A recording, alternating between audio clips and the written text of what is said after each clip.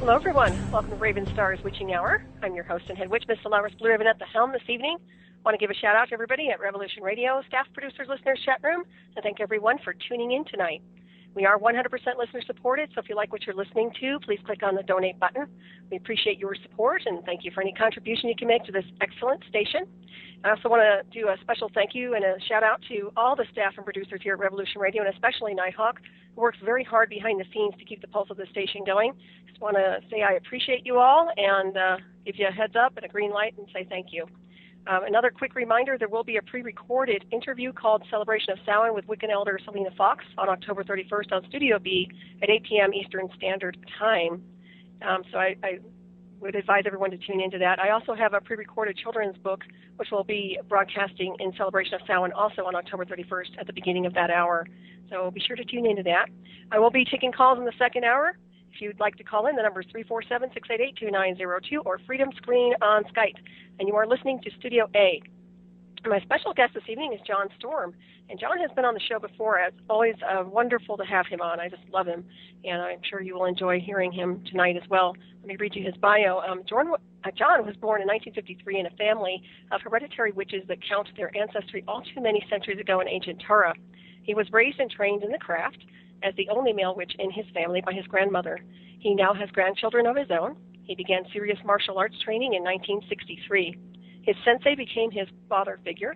He strove for perfection, holding a second-degree black belt in Mas Oyamas Karate and a master's ranking in Chinese Kenpo. By the early 1970s, between training for tournaments and running his own small chain of studios, he took radio and TV broadcasting at El Paso Community College in Colorado Springs, Colorado. This gave John his first good taste of journalism. 30-plus years later, and dying to write some of these experiences in a book, he wrote an entire series in the Witch Clan theme. These are character-driven stories with true-to-life characters and experiences melded into an entertaining fantasy. His first full-length novel in this series is Matriarch of the Witch Clan, and readers are encouraged to visit his website, and I believe that's still available at www.witchclan.com, and I'll find out for sure, to correspond with the author or get information on the next release. He and his family sponsor and are also registered as Witches of the World at The Witch's Voice at witchbox.com and can be found in their archives. For the longest time, he kept his MK Ultra exposure rather low-key. It's that it always seems to be too much for people to get their heads around, and it's no fun drawing out those experiences for them. That's a quote. Even then, his craft is as much a part of him as breathing. And please welcome John to the show this evening. John, are you there? Yes, I am. Hi, it's great to hear your voice, and I'm very happy to have you on, and it is the season, so welcome. Welcome. Indeed. Yeah, you sound good. So, yeah, and I just want to, we're going to have to recap because it's been a while since you've been on the show here. But for those listeners who might have missed you when you were on the show last, can you kind of give them a rundown and explain the craft and your lineage and how you're connected in with your ancestry? Okay. Well, witchclan.com is no longer up and running. The feds took that down. They were worried about it. No. I'm what you'd call a Danaan witch. It's probably one of the older forms of witchcraft. If you've ever seen the little stone booby dolls, that's Danu. The Danube Valley, the Blue Danube, is named after her. She's the Earth Mother Goddess, Mother Nature, Gaia, but she's known as Danu. The planet is the living, breathing, conscious being that nurtures us, a feminine spirit, if you will. I was born pagan, so like all pagans, I believe in all kinds of gods. That doesn't mean they're all the creator god or the ultimate god. It just means they're higher than we are. And Gaia or Danu is the planet we live on, the consciousness of that planet. And as all witches are actually priests or priestesses, I'm a priest of Danu. However, we kind of do that a little bit differently than Christian priests do. We don't stand between. Kind of impossible to think of standing between Danu and everybody else, but since everybody's standing on her, it's kind of a funny thing to hear somebody try to invoke Danu because you're still in her womb. Mm-hmm. Like I say, it's one of the oldest since like Paleolithic times. It has changed and evolved a lot. Everybody and everything does. I just, besides the Witch Clan series, I'm currently doing a book called Practical Witchery. It's turning into quite a novel now, or quite a book. It's not a novel like a story, and it doesn't contain a lot of what spell do I use to do this? What spell do I use to do that? What color candle should I burn to get this or that or the other thing? It's more, people have been trained on what to think all their lives, and now people only know what people tell them to think, and that's not a good thing. That's not wise. And the root word for witch is wise. Mm-hmm. So basically my book is more on how and why we approach certain things or aspects of spellcraft and all of that. I intend to take all the mystery out of it. If you're still mystified after reading this book, you didn't pay attention. The word mystic or mystify means to obscure something. I intend to enlighten. I'm not going to talk Illuminati. I'm going to really enlighten you as to how it works and why it works and what you can expect to get out of it if you approach things with this frame of thought. Mm-hmm. What a gift that is to the readers too. And you say that's where's that going to be available? Right now it's on Bookrix, bookrix.com. It's going to be as an ebook. Presently, it's free because I'm still not finished adding chapters to it. It's somewhere around 84,000 words now. Mm. And you can download it free. It comes as an EPUB. If you get Adobe Reader, digital reader, you can read it on your, you can download it and read it on your own computer or your Kindle or something like that. And if you use it with Adobe, you can also print it out, because I think it's going to be one of those books that just about every witch, wizard, or person who's into esoteric thinking and philosophy is going to really want a copy on their shelf. Mm-hmm. Yeah, it's quite the legacy, and we appreciate you doing that. That's something we really need. And it's interesting. You're right. I mean, people don't think anymore. It's all just presented before them, and it's time for people to really start focusing and thinking for themselves again. That applies to everybody, not just witches, but certainly. Yeah. Well, it's not to convert anybody into being witches. It's just to convert them into being wiser. Right, and actually, and if you're a witch or a wizard to begin with, you're just going to be a wiser witch when you're done. All right. Well, that's always helpful, isn't it? Yeah, and it is the season, I tell you, and I appreciate you being on. I've been trying to do a little bit of a special kind of broadcast each show in respect to this time of year, because there's such a misperception with what's happening. They call it Halloween, and of course it's Samhain to many witches, and it's the Witches' New Year, and amongst other things. So in lieu of that, I'd like for you to explain this to our listeners insofar as how do you describe the Samhain and this time of year, and what that means to you? Well, there's certain times, first I have to describe reality. Mm-hmm. Because everybody's going to think like stained glass and religion. In reality, what we perceive as reality is only about 4 dimensions, 3 dimensions of space, length, breadth, width, and 1 dimension of space-time. Everything moves, and it moves in feet per second, miles per hour, or even light years. And if things don't fit into those 4 dimensions, most people do not perceive that as being reality. Like, reality to them is what I call the 5 dogmatic senses, sight, sound, smell, taste, and touch. And if you don't receive information by those strict 5 dogmatic senses, well, you're crazy as a bedbug, or you're psychic, meaning you're using something else. And that something else is, now we got to go to like the quantum physicists. There's more than 4 dimensions. They figure 10 or 11. There could be more than that, but they're pretty sure there's at least 10 or 11. Now, every time you add a dimension to something, you add a greater degree of freedom and mobility. You know, from a two-dimensional cartoon on a paper to three-dimensional, there's a greater degree of movement and freedom there. You know, from 2 to 4, now we can move back and forth in time and space. When we start to move to 5, now the shortest distance between 2 points is no longer a straight line; it's a fold. Now, having said all that, there's dimensions higher, or planes higher than we are, and there's planes lower than we are. The Druids used to say, called the plane we live in now, the material plane, they called it Abred. The plane above us, they called Gwynedd. That's where the fairies and the light beings live. The plane below us is Annwn. It's the darker, hellish plane. Now, we notice a lot of things about the resonance of this planet, the craziness, the violence and stuff, is tending to move lower towards the more darker and hellish. If you just watch the news every night or get more news, you start to see more and more of this, and it becomes more and more common. And that's because a lot of people are sinking into it.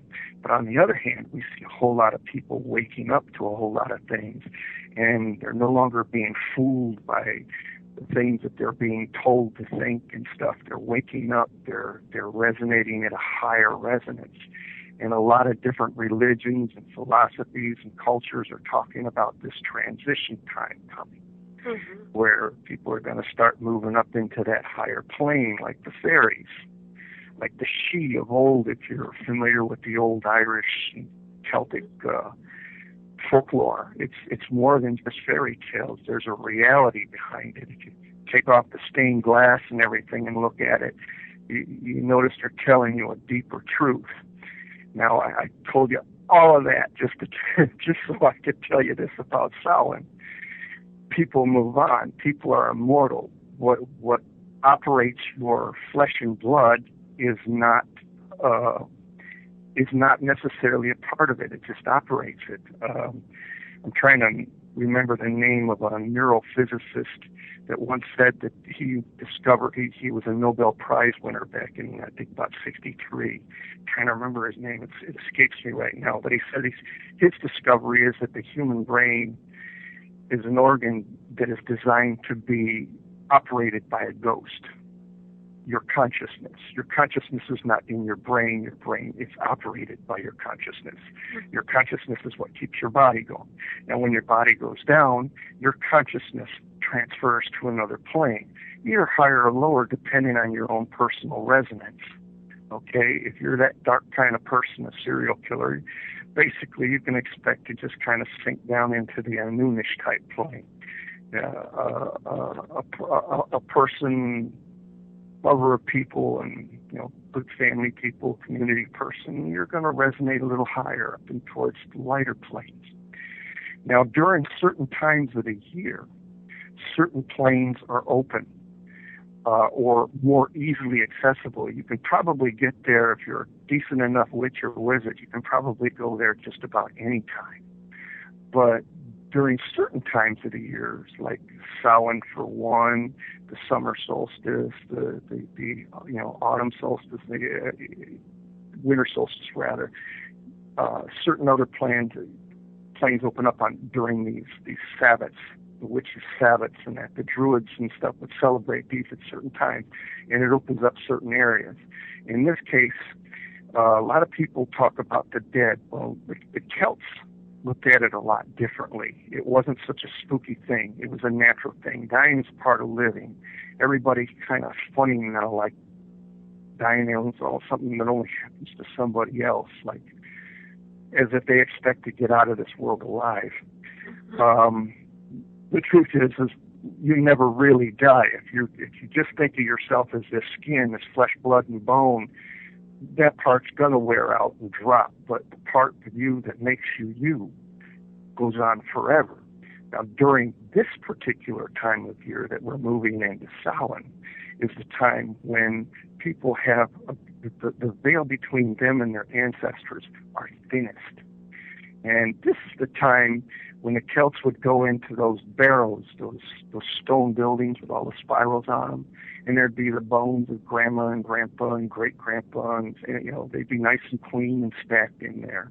And they'd go in there and they'd sit there and, hey, I'm having a troubling time. And I would just love to hear what great-grandma would have to say to me about the time I'm in and how that I should look at it, how that I should approach it to get through this thing right, and to get through it good, as a good Celt or a good son of Danu, or a daughter of Danu, a child of the earth. Mm-hmm. And they'd sit there and they'd hold those bones in their hands and close their eyes, and they'd commune with the dead. It wasn't a grisly thing or a spooky thing or anything like that. It's you've got their DNA in your blood and bones as it is, and you're holding one of theirs, and it's just like an antenna. Mm-hmm. And you're just getting as close as you can. And this is the time when we remember who we are, where we come from, what kind of people they were. Everybody likes to look back, and the church likes to paint our ancient pagan ancestors as if they were ignorant savages. And they weren't. They were very, very practical people. Celts always were. Mm-hmm. All of you came from somewhere, from someone. And the fact that you feel practical about this, that, or the other thing and wise about it, you ain't the first one in your family. You're just like your great Aunt Tilly or whoever, because that DNA is what you're carrying down in your matriarchal DNA, and it's a part of you. It's in your blood and bones. You're very much like somebody in your family. If you've talked to a couple of generations of your own family, you probably heard your grandma say, your great aunt or your grandma or your great grandma was just like that, or just like you. You're just like them. You look like them. You act like them. You got that same attitude when you put your fist on your hips and give a big huff and you say, this is the time when we connect to who we were and find out who we are, and we get a good look at who we're gonna be.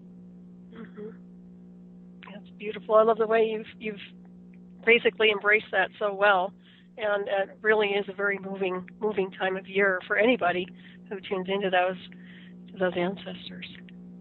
Yes. Yeah, I find it to be very sacred and, very proud of that. And that's why I wanted to kind of awaken people to the fact of what this time of year really does represent. And your description was just stellar. So I appreciate you going through that for me and for the listeners in general. But you're right. And it seems to me, depending on where you're at in consciousness when you transfer out, it's pretty much where you're going to wind up. And I'm asking you, because you're familiar with MK Ultra and I'm familiar with MK Ultra, to what degree do you think, with implants and all the things they try to do to stop our evolution in consciousness, do you think they have any way of stopping or rerouting where we will be departing from, or where we will be in destination after we transfer out? Those who have been tagged. To some extent, yeah. It's coming. It's not coming through any one thing. It's through a whole combination of things. But it can be beaten. You'll find a lot of souls. You call them old souls. They've been around a while. There's somebody that really can't be fooled all that well or that easily. They got a grasp. They've connected. Mm-hmm. And they're not easily fooled again after that. That's part of my reason for writing the book on practical witchery that I have. It's not a call to make people become witches. It's just a call to make them become wiser for themselves, to gather their own power. And we are expected to evolve. We are being hindered in our evolution. We have been for the last couple thousand years. Mm-hmm. And it's a hard thing to beat, because it's been, people have been trained generation upon generation to accept somebody else's authority over their own mind and over what they see and they perceive for themselves. Like I was talking about those 5 dogmatic senses. People are told that basically if you didn't gather your information with those 5 and those 5 only, mm-hmm. it is invalid. It's crazy. It's fringe. It's out there. And the fact is, there's a great many people, you just say it right now, eyes on the back of your head. How many people out there listening to the sound of my voice right now can feel it when somebody is looking at them from, scrutinizing them, or gets that feeling in their gut? See, none of those feelings came by those dogmatic five senses. They came from something else. Mm-hmm. They came from another part of you that is very valid, and it's been stunted. The way you go into education, they try to make you left-brained. Everything is left-brained. If you're right-brained, where the creative stuff goes, say like you're an artist or a musician, they'll tell you, well, you'll need to learn a good trade to take care of yourself so you can raise your family, make money. You don't want to be a starving artist. So just leave the artistic stuff for a hobby. And maybe if you're lucky and you get older, you'll get, you can do that. But you need something left-brained to survive in this world. Mm-hmm. And, so they've actually hobbled people. You ever hear Rush Limbaugh talk about how he's got half his brain tied behind his back? Well, he really does. And so does everybody that listens to him. Mm-hmm. Yeah, you're right. Yeah, because they are hindered for so many other reasons too. But there has to be a balance, and I'm a firm believer in enhancing our abilities and being the multidimensional beings we were designed to be. But I wonder, with the array systems they're using, and I'm very familiar with the technology and how they're trying to transfer consciousness from a transferring person into their version of artificial intelligence. And I don't know how much you know about Yes. it, but I'm telling you, I don't like it. And I think there has to be a way to take that array system down as a witch, as a governor. Yeah. And I'm wondering what your insight is on that.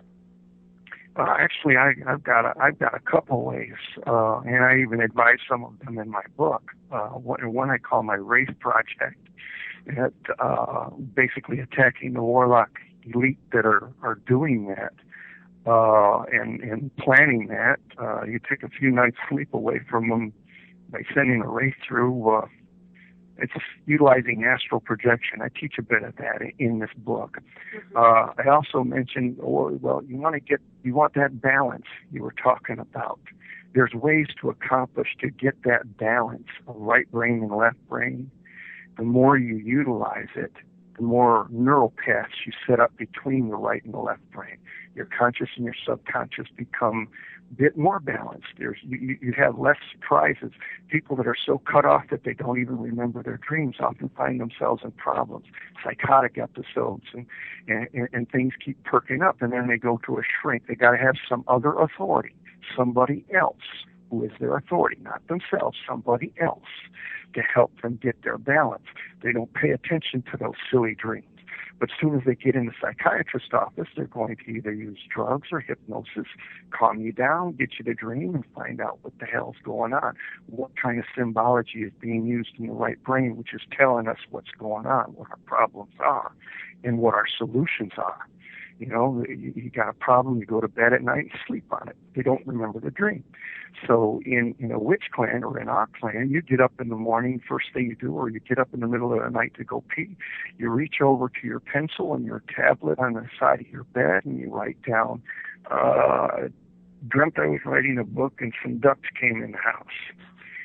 Just a couple words to describe a little bit about what you're doing. It makes it easier to recall later. Mm-hmm. Now, in our household, my grandma would breakfast table was where you talked about what you dreamt while it's still fresh in your mind.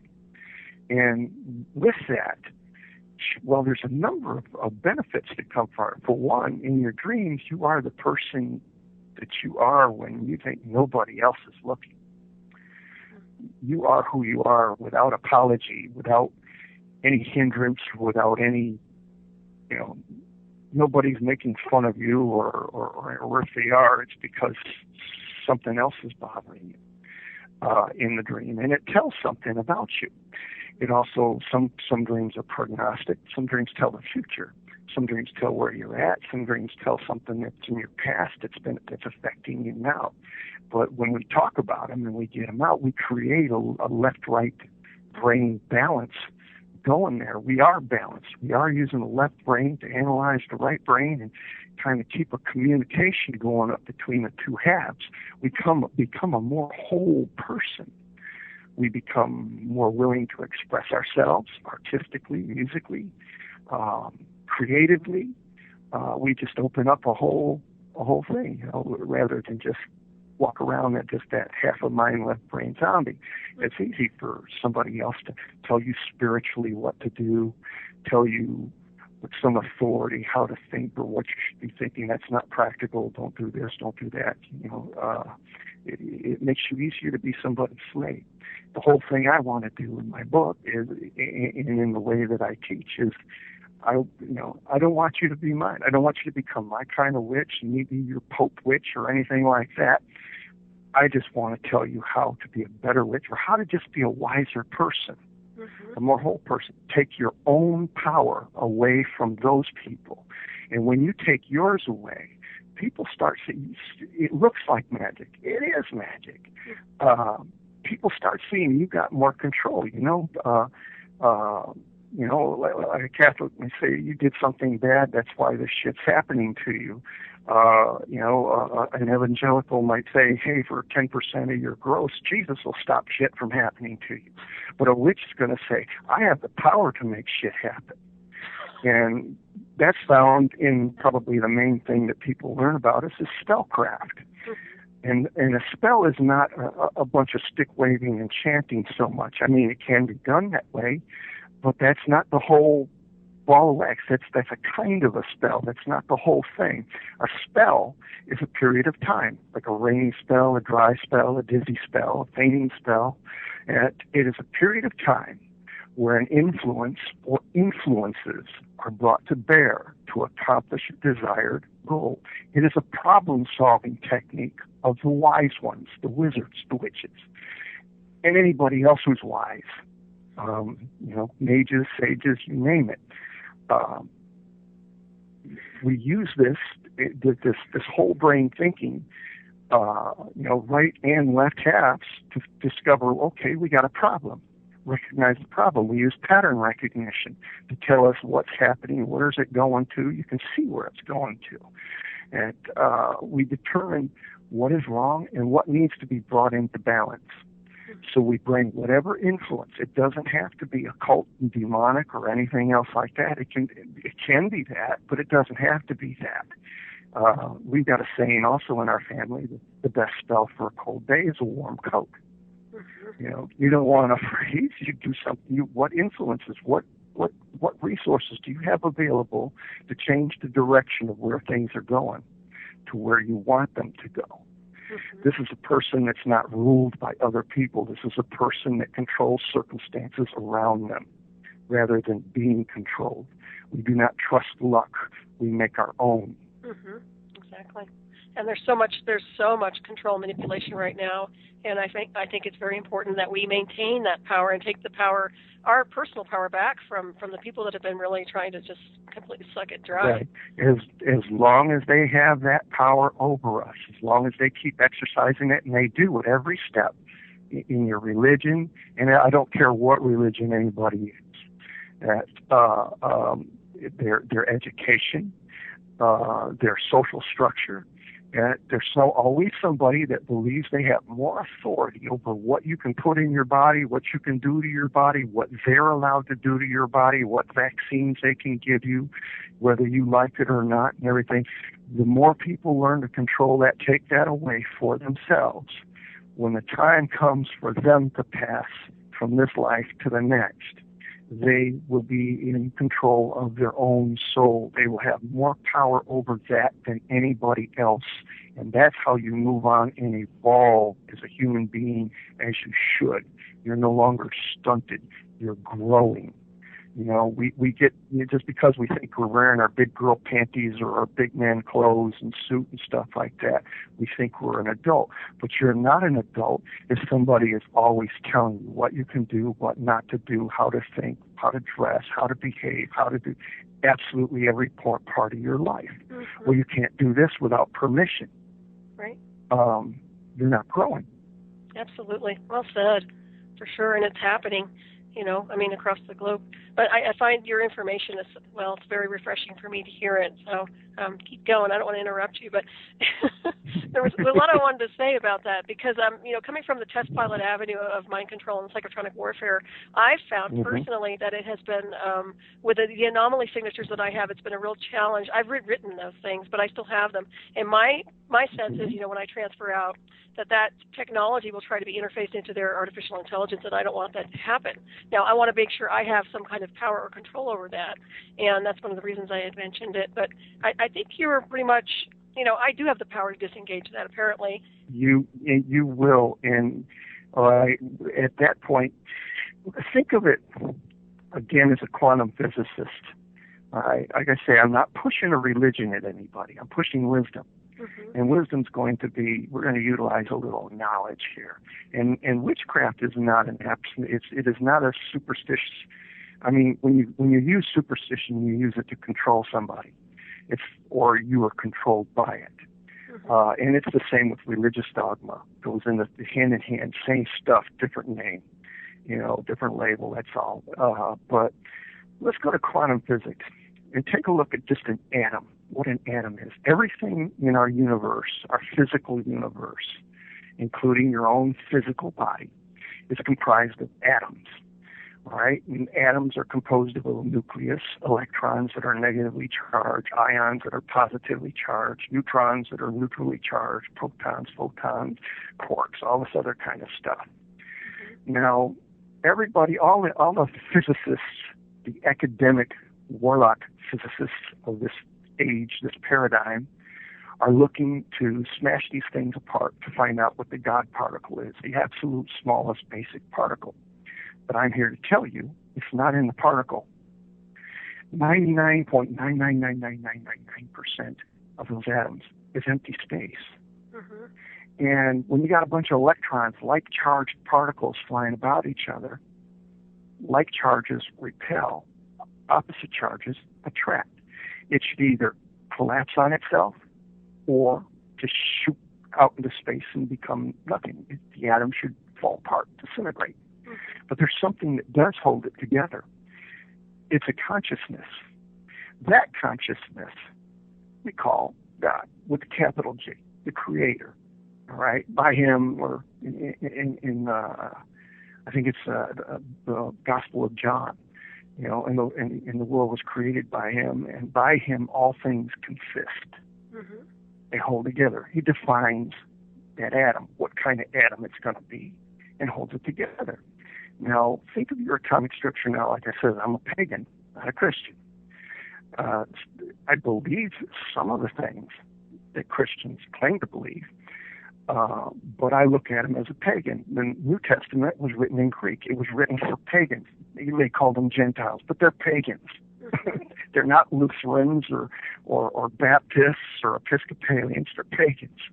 All right? And the pagans understood exactly what Jesus was talking about. That's why they kind of got on the boat. The thing about that consciousness holding all of those things together. Now, you are the consciousness holding your body together. If you've ever put a part of it, and it's very appropriate for this time of year to be talking about, you ever buried a friend or had a friend die and you saw that body in the casket. There you saw the atoms without the consciousness holding them together. It's starting to fall apart. The longer you leave it in that box like that, the worse it's going to get, the worse it's going to look. All right, because the consciousness that was in there holding that thing together is no longer in it. It left. That was the person that you're missing, right? Not the thing in the box. The person you're missing is what's not in the box anymore, and very obvious. Right? Your consciousness dwells between those atoms too. And as a pagan, all those gods and goddesses we know and we talk about, them too, they're just bigger and brighter than we are. Kind of like angels to archangels type thing. Okay, but we're still growing. We're supposed to be growing. But we've been stunted so that some little petty gods could feel bigger and have lots of followers. And that's what that warlock elite You can call them what you like. They're the Illuminati. They can be the Masonic structure behind things. It could be the Catholic Church. It could be. It's kind of any and all of those. Mm-hmm. They want to claim that power. They want that as long as they got you in some kind of subjection. Now, you are an electric field. You are an electromagnetic field. You got an aura. That can be measured with instruments, okay? That's the energy that's going on between all of those atoms that make you up, all right? Now, they got some stuff in there playing with your energy, but you play with your energy a lot of witches do. Anytime you make a magic circle and stand in it, you're changing your aura. Right. When a witch or a wizard decides they're going to summon a demon up or a spirit, or depending on what they're doing, they put a magic circle down. Maybe a circle of salt, have a pentagram that might have the name of God or something in it, or a number of names, basically higher order spirits. And when they stand in the middle of that, a spiritual being that comes into the room sees a change in your aura. And that's why most magicians never leave the magic circle, because they're claiming an authority. In most cases, they're just name dropping.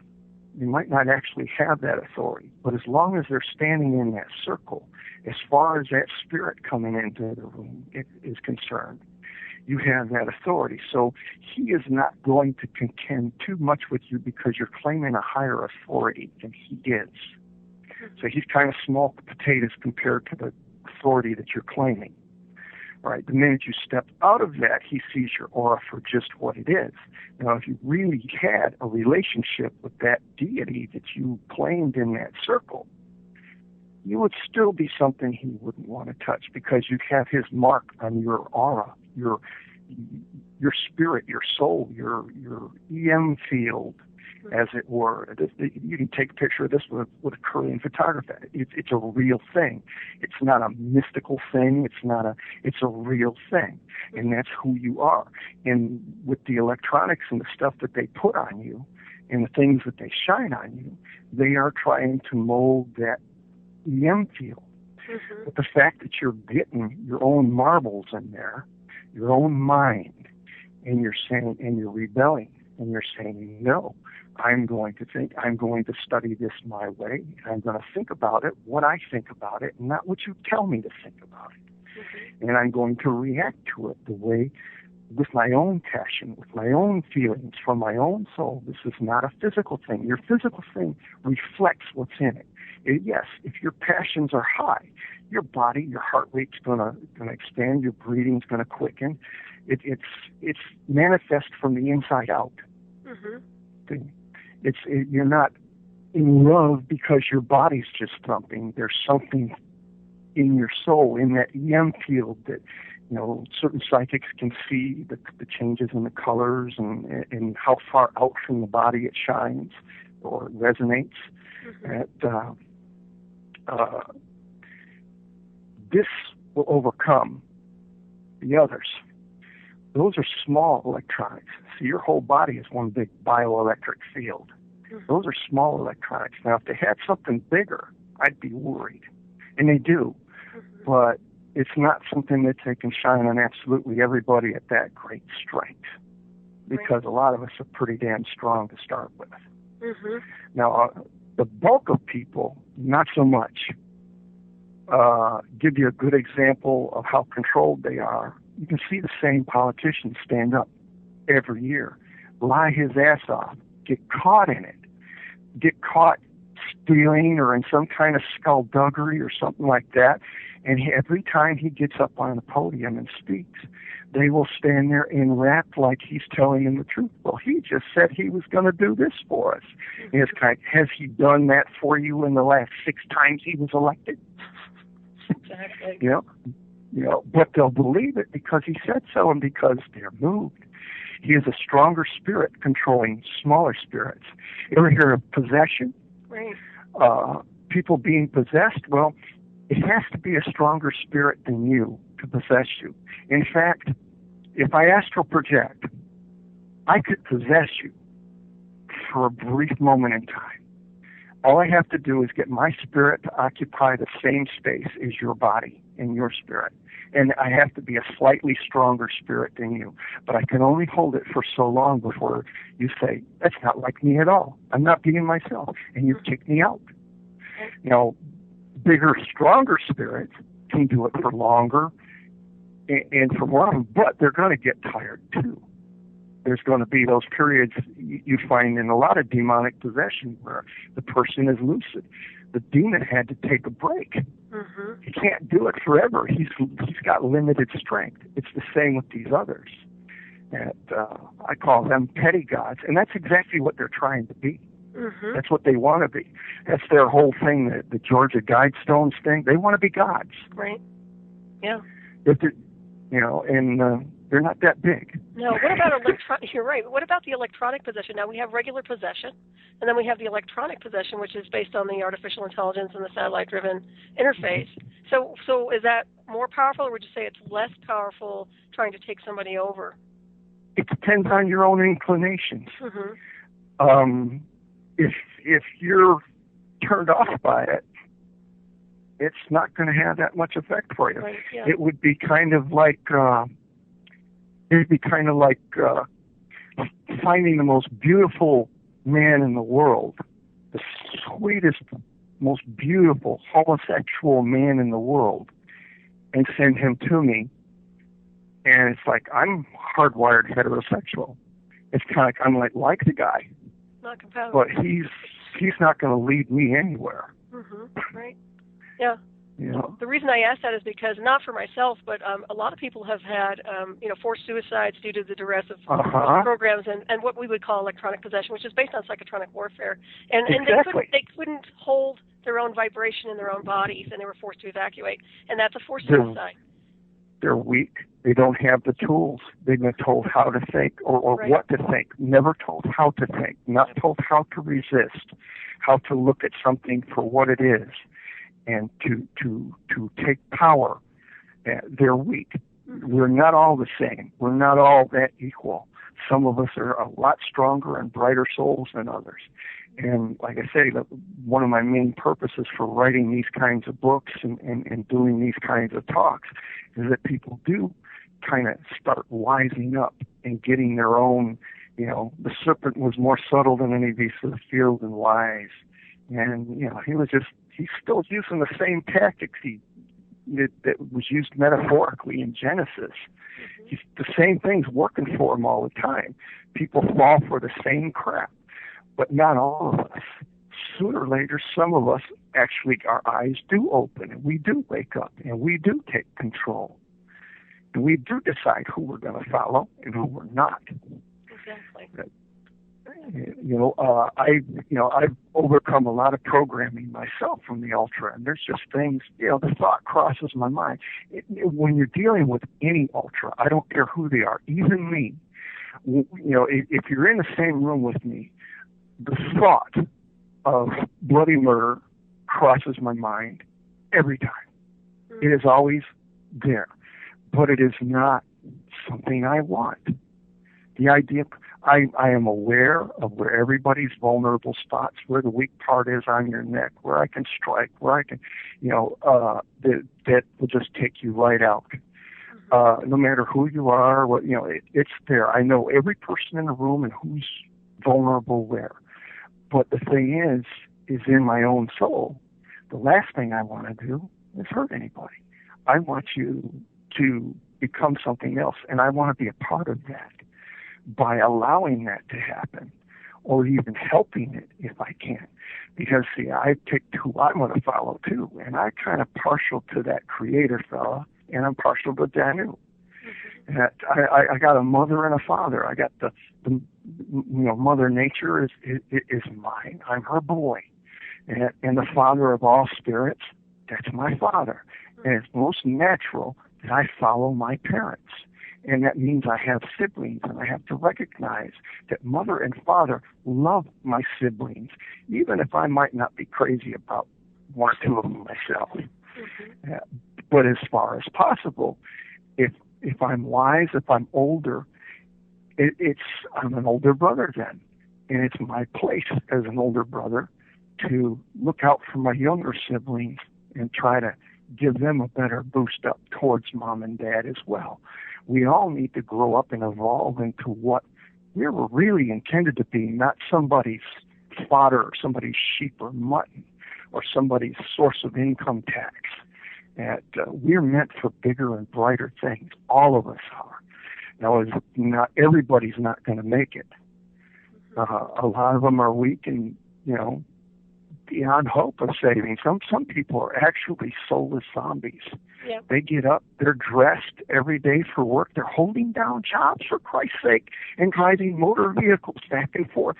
And there is not a soul happening in there whatsoever. If you talk to them, out of the abundance of the heart, the mouth speaks. It's catchphrases from television or sports games. Yep. Nothing original, not an original thought, not a dream. I know, you're right. I notice that too, more and more. Yeah, there's no depth, there's no substance. Yeah, it's almost freaky, but that's part of the mass mind control, wouldn't you say? For sure. It is. It's exactly that. That's the fruit of it. That's your zombie apocalypse happening right there in front of you. Mm-hmm. Just because they ain't necessarily rotting out the hoof there, doesn't mean that they're not gone. Right. I find it frightening. I find it repulsive too when I meet them. I have a hard time with that. Mm-hmm. I'm one of those, I have to take off for a while and get away from the city and stuff and get out into the sticks and think my own thoughts and commune back with nature and get on the right frequency again. Right, that's what I do. Yeah. See, that's you rejecting that electronic crap. I think so, because I've been living up in the mountains for a while. I either go to the mountains or the ocean. Yeah, totally. Yeah. If you stayed long enough, and it'd probably have to be decades, you'd probably start slipping back into that zombie mindset again. But you're not. I don't think you got to worry that way. You just keep becoming you. You just keep finding more and more of where you're at in community with mm-hmm. the right EM field of the universe, rather than the electronics. I mean, we're all around the electronics, but it doesn't have to control us. Exactly. And the universe has always been my benchmark anyways, like you were saying, the mother, father, whatever you want to describe that as. I mean, the universe has always been my benchmark and my moral compass. And it's, and that's another thing too. They can't contaminate me. They can't turn me into an evil person. I'm not like that. I'm not wired for it.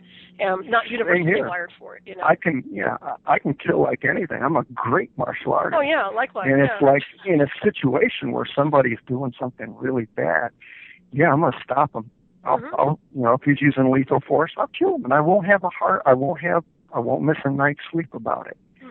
Mm-hmm. But to hurt somebody else, I mean, somebody was, even if they're just sassing me or something like that, it's like, no, I'm not going to hurt them. I'm not going to, I might tell them off, or I might walk away, but I'm not going to kill them. I'm not going to do, because I'm not going to, I'm moving towards the light. I'm moving away from the darkness. I know what the darkness is.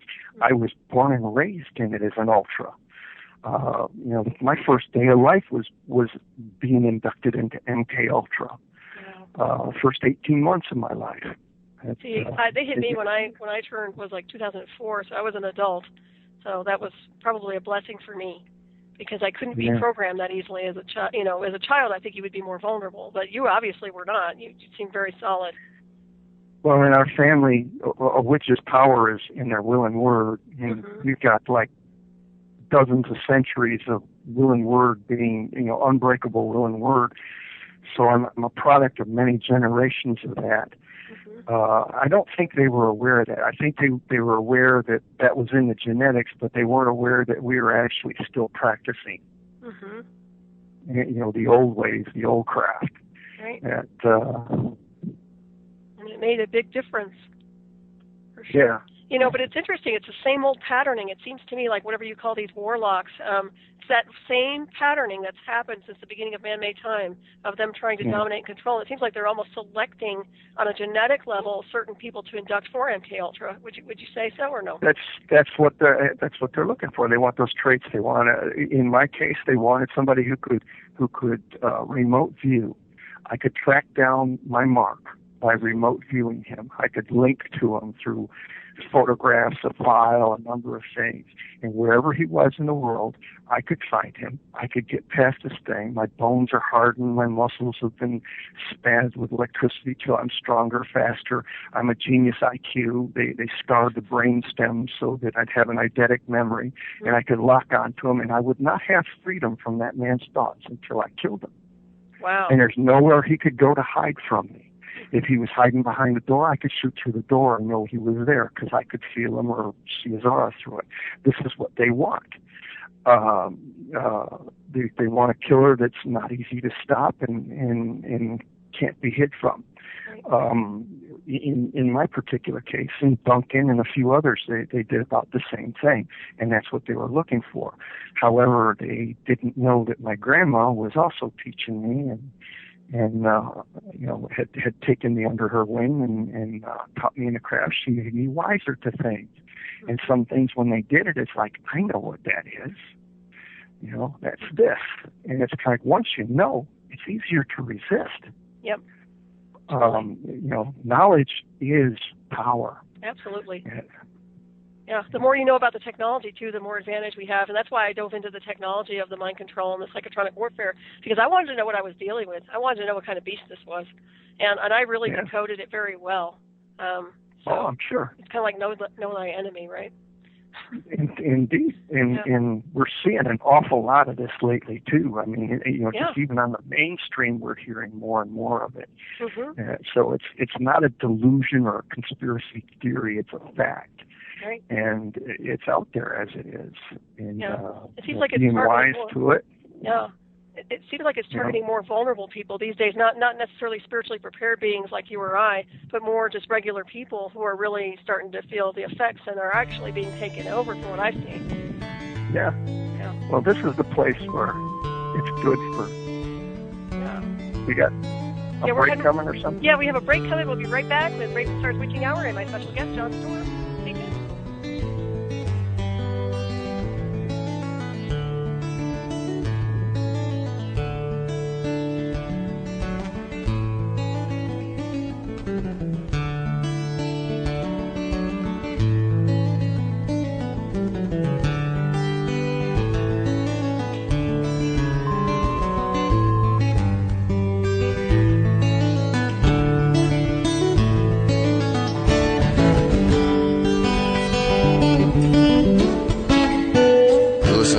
Radio at freedomslips.com, and we'll be right back after this message.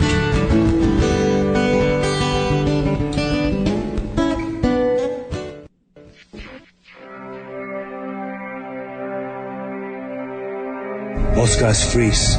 That's your cerebral cortex looking for an answer it doesn't have. See? Even your brain knows you're screwed. The body's filling with adrenaline right now, whether you know it or not. Your heart's beating fast. It's getting a little harder to breathe. The neurobiological system is telling it to run, but your knees are too weak to move. Fear is not real. The only place that fear can exist is in our thoughts of the future. It is a product of our imagination, causing us to fear things that do not at present and may not ever exist. That is near insanity. Do not misunderstand me. Danger is very real, but fear is a choice. We are all telling ourselves a story. You're listening to Revolution Radio at freedomslips.com. 100% listener-supported radio. Reporting the danger. Unafraid. Right here, where information never sleeps. Revolution Radio.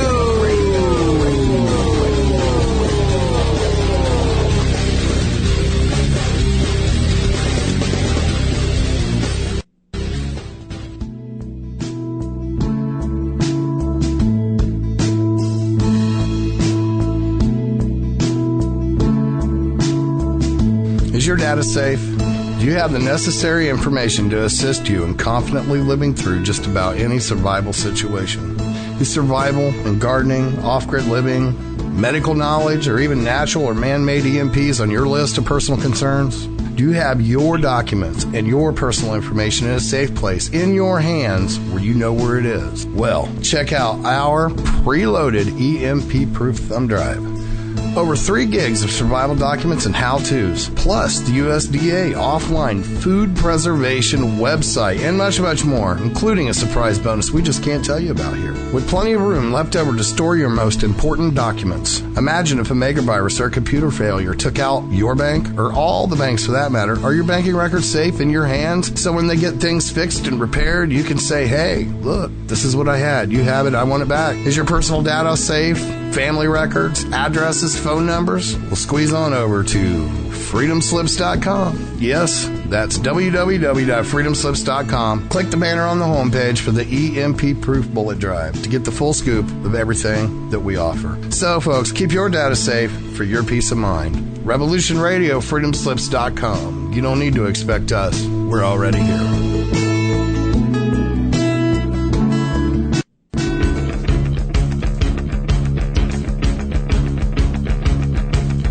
Revolution Radio.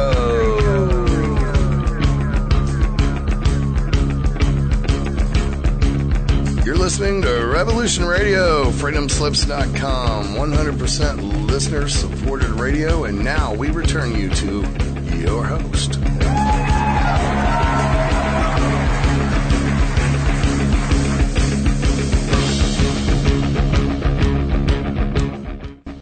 Welcome back, everybody, to Ravenstar's Witching Hour. I'm your host, Solaris BlueRaven, and I'm here with my special guest, John Stormm. If you'd like to call in and ask a question or a comment, number is 347-688-2902 or Freedom Screen on Skype. And, John, you there? Yep. All right. I'm still here. All right. You sound great. And so I have a question for you. What do you think about clones, and do you have any clones that you know of? I'm sure I had some doppelgangers. At least that's what I used to call them back when I was young. I didn't know about clones back then, but I'm pretty sure there are some, but I don't think they're the same thing exactly as me because they tend to run. Mm-hmm. Do you think you created those, or do you think those were something that they created? I think it was something they did. I'm not entirely sure all the time. A number of times in my life, it come up where it's like somebody else stepped in and there was danger involved. I remember I think it was my last mission in Mexico. Some things had happened. We had met. I was taking jobs in like Mexico and Central America because, well, they were closer for one. They were things I didn't have a problem with. It involved a lot of the drug cartels and that. So I didn't have a problem killing these kind of people. They were really nasty people, so it wasn't a matter of going in and invading and hurting good people so that other people could take their land. But there was other things involved. I remember the hotel that we were supposed to meet at just outside of the Dallas-Fort Worth area. They had put this light bulb full of gasoline in the hotel room, and it was intended to get us when we come in. But the cleaning lady, I guess, went in to make sure it was ready for us before we got there. And when we got there, the place was burning, and there was already one casualty, the cleaning lady. We knew somebody knew that we were coming. So this kind of alerted us. We ended up crossing the border to move into Mexico to do the job. But because we kind of had the heebie-jeebies about that, we waited up in the rocks in the Badlands part and checked the hacienda out for a while. You know, we were gonna case it over before we did our job anyway, but we just kind of hung back a little longer. And sure enough, this fella comes walking out of the damn prairie like he owns the place. He's blonde-haired fella, tall, lanky, just like me, dressed all in black, just walking out like he was just strolling in the park. Wow. And he comes walking up. He gets within a couple hundred yards of the hacienda, and all of a sudden, all the bushes just kind of erupt with gunfire, and they shot the living bejeebers out of that fella. I mean, they shot him in hamburger. They did the old. We used to see this from like the KGB days, where they'd shoot up the hands and the face so that the fingerprints and the dental work couldn't be identified. They shot this guy anything. So we decided somebody had blew the whistle on us, told them that we were coming. Mm-hmm. And of course, that could have only been the CIA. That was a sellout. This was back when George Bush Sr. was head of the CIA. Mm-hmm. And his son was selling assets. It's like Dad was selling assets long before he was. But anyway, they ended up burying this fellow. My brother had the obituary for the longest time. And it's like, we went in, the term they used to use in the 70s for us was black boys. Didn't have anything to do with our race. It had to do with we didn't cross any checkpoints. Nobody saw no passports, no driver's license, no ID of any kind, not even tags in your clothing to determine where the hell you bought it from. So if anything happened to you, the government had those magical two words, plausible deniability. So it's like nobody could know it was me. How the hell did the Mexicans bury a guy with my name? Wow. In a grave, know he was coming, and so I don't know if that was some kind of mystical connection between me and what else. I've always wondered at that, and that's not the first time something like that has happened. Well, at least to that degree, it's happened. But I've had people saying, I saw you downtown. I kept calling out to you, and it's like I wasn't downtown. I know it was you. Looked just like you, and you just ran away. And it's kind of like there's. Somebody's looking for me, and this person's drawing them off. That's really interesting. Wow. Yeah. Yeah. I don't know what to say about all of that, but I can say, yeah. It's pretty wild. There's something to it. Oh, yeah. I've heard a lot of the other altars talk about clones and stuff, and I've done my best to stay as much away from that place as I could. It's a terrible place, and every time you sit in it, there's a chair there. You end up losing memories, and they end up putting in phony memories. It's horrible. They fall apart after a while, or at least some of them do, and you eventually can find out the truth. But it's wow. So I'd stay away from that So for the cloning and that, I can't say I know that they're doing that, but there's something going on like that. Yeah, it seems like there is. I don't know. I'm hoping I don't have one, but I probably have a doppelganger somewhere. But it's interesting. But when you were, I don't know if you can answer that or not, but I was curious, who were you actually working for when you were doing that? Well, more probably the CIA was my handlers. Okay. At that time. Yeah. I was in the Navy, then I got out of the Navy. I thought it would get me away from the ultras, but then I ended up taking on jobs, for your country and all that kind of stuff, and and most of them, for the most part, were things that I agreed with. They were dangerous in that, but we got a higher degree of survivability than anybody else, because of all the things that they put me through and the conditioning and everything. And when I wasn't doing jobs like that, I was training other ultras, like Duncan and stuff in various forms of martial arts. Does Duncan, so you know him very well? You obviously do, right? Oh, yeah, I can tell you stories about him from way back. He's the real deal. I know a lot of people were mentioning that too, but yeah, that's interesting. That's a lot of trauma. Are you deprogrammed? I mean, obviously you seem like you are, but what about him? He's working on it. Yeah. It's not something you can do. He's been working on it. He's been getting in touch with his roots too. Good. And being the time of year it is, it's actually that's actually a very good topic because getting connected to that organic spirit that you come from, as opposed to the electronic spirit and the academic and religious spirit that gets imposed upon you. Most people think of themselves, they don't think of themselves that they come from, a good group of pagan ancestors. They think they all sprouted up as Lutherans or something 2,000 years ago. They're disconnected. Right. And Duncan's reconnecting, and that's doing a lot to change things in his life. There's things that we all kind of suffer through.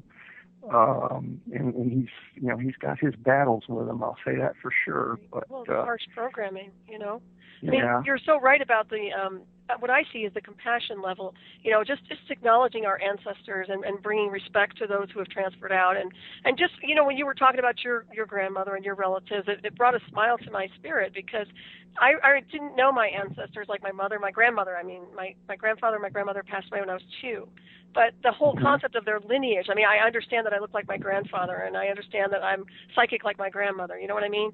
So it's interesting. Yeah. And even though... And you realize that they look like somebody right further back in their gene pool, too. Like, this goes back a long way. Mm-hmm. And, if you could step back a couple thousand, 3, 4, 5,000 years and see your own family. And this is the time of year when you can best do that. That you'd see a lot about where you come from and understand what you came from, where you came from.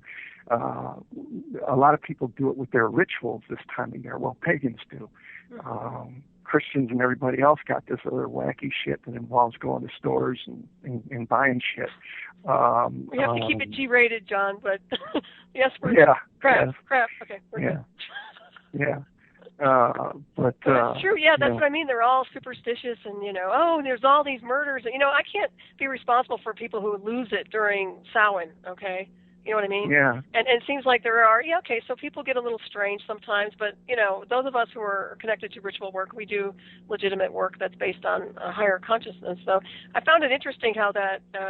There's kind of like a parallel bleed-through effect, I would say. I'm not sure if it's even connected to Samhain, but there's definitely people who are losing it. But I think that's because they're disconnected from spirit in some form or another. Yeah. Well, when you're looking at the dead with the horror story type thing, now there's some horror story people who are dead, but that's not the myriad of them. Mm-hmm. You're looking at it as spooky, gruesome, and everything else. It's kind of like, well, I'm not talking about the corpse. I'm talking about the spirit, the soul, what was in it. See, because you're very much like them in so many ways. But a lot of us have been changed and altered, and it's kind of like wearing high heels. It just changes the shape of your foot until it's something else. You ever seen an old lady that's been in spiked high heels most of her life? Right. She's got the most malformed feet in the world. She's changed it because she wanted to be beautiful. Mm-hmm. She had done that to her feet. It's kind of like the Chinese that had bind their babies' feet so they'd have tiny feet. Right. They'll never be able to walk. And I said, well, we're going to carry her. Let's hope she never has to. We're rich. Mm-hmm. This is beauty, or this is a warped thing that you're told is beauty, that's imposed upon you as beauty, but it's not real beauty. You see, real beauty kind of shines out no matter what a person looks like. Kind of like the elephant man. Somewhere in there was a soul. Mm-hmm. It was a human being that was actually a beautiful person. Right. And you have to learn to see that, or learn to perceive that, to get past being only skin deep. Mm-hmm. That's this is the time of year when you'd actually do that. There's, most of us use rituals and stuff for those kind of things to help get us in the proper frame of mind. In our house, we used to we'd gather, like right around September, we'd start gathering these white oak acorns as they start to fall. Then we take the acorns, roast them, soak them, get the tannic acid out of the bitterness, and then we grind them into flour. And then we'd use the flour to make like shepherd's pie, scones, and stuff. And so our meals, our feasts during these particular holidays had a lot of wild food. We'd have a homemade root beer. My daughter would make her honey mead. Wow, and, nice. And these were things that all came from the wild, a lot of wild food, because when the priesthood start bad-mouthing all the people of the old religion, the witches, the druids, and stuff like that, with this crap about making satanic pacts and all this other kind of stuff. Well, nobody in the towns, would sell you groceries, or if they did, it'd be at a vastly inflated price. They wanted to drive you out. So we go off into the wilderness when, before the witch hunts. Very few witches ever really got burned, and after a few did, the rest of us saw it come in and left. Mm-hmm. Got the hell out. We went out into the wild, and that's where we learned. We had we already knew our medicines, edible plants, and all that other kind of stuff. You couldn't starve out a witch because we know what weeds to eat or what not to. So when we have our feasts around this time of year, we have a lot of wild foods because this is where we came from. This is how we survived those times, and this is how we will survive again. And actually, I was this summer surviving that way. I didn't have no money or stuff for groceries, so I was eating a lot of wild food that kept me alive when the system was not. Mm-hmm. Or, when the system was hostile towards me. And that's what we did then. That's my connection with the past and with the present. Just like my ancestors did. This is where I could commune. I could say, I know what this feels like. I know how this is. I know this feeling. See, we communicate on an emotional and a spiritual level, not just a verbal level, like people reciting stuff, Our Father who art in heaven, hallowed be thy name. They don't mean a single word of it. They're just making mouth noises. Mm-hmm. There's no connection. Right, they don't have a relationship with their God. Right. Seems like it anyway. Yeah, well, some people do connect, and when they say it, they're not just reciting words, they're speaking from their heart. Mm-hmm. And this is the person that's got a communion going. And this is the time of year when you need that communion with your ancestors, who they were, where you come from, who you are. The further you can look into your past, the further you can see into your future. Yep. And this is the time of year you do that. They say we have, even if you're a solitaire during this time, if I'm not doing any physical kind of ritual, I will prepare myself and astral project and plan to go back, see those people, be in those villages, and just watch and soak it in, into my soul. And I learn things that way. Right. Do you time travel, John? Is that what you're talking about? Is going through a timeline? Yeah. Mm-hmm. Yeah. Astrally. Yeah. That's nice. Yeah. You can leave your body. You are a spiritual being in a physical body, and astral projection, is getting up and going out. Yep. There's a few techniques that I use. I even discuss them in my book. I mean, they're techniques anybody can use. You don't have to be a witch or anything like that. People do worry a bit about possession, but the more you possess yourself or the stronger you are about it, the less of it. It's kind of like when you walk out onto the streets in the city at night or in the evening or anything like that. How big of a pushover are you? Mm-hmm. Exactly. And when you astral travel, I've astral traveled as well. So I think some people are concerned that they can't get back in their body because it will be taken over by another entity.